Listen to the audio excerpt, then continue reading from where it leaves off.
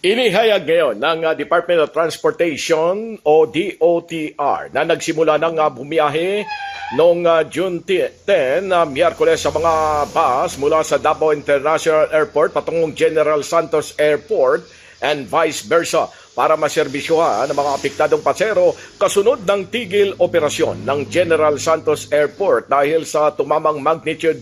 7.8 na lindol ayon kay DOTR Secretary Giovanni Banoy Lopez na kasunod dito ng utos ng Pangulong Marcos na tiyaking mabilis na natutugunan ang mga pangangailangan ng mga paserong nalipat ang flights sa Davao habang nagpapatuloy ang repair work sa airport ng Jensen. Dahil dito, agad na inatasan ni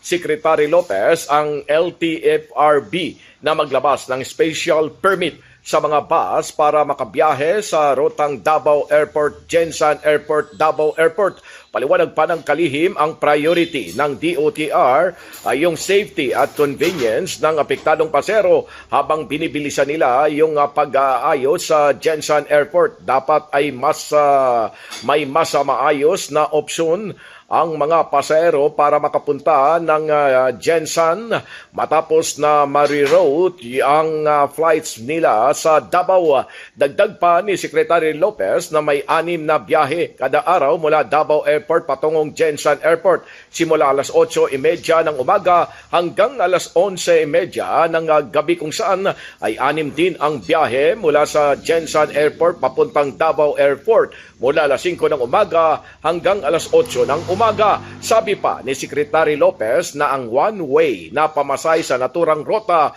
ay 393.75 pesos para sa regular na passenger at 315 naman para sa mga estudyante, senior citizens at person with disabilities. Magpapatuloy anya ang biyahe ng mga bus sa loob ng 1 linggo at maaring palawigin depende sa pangangailangan ng mga pasahero. Pilipinas mula sa DOTR, Silvestre Rambulabay, Radyo Kayumanggi.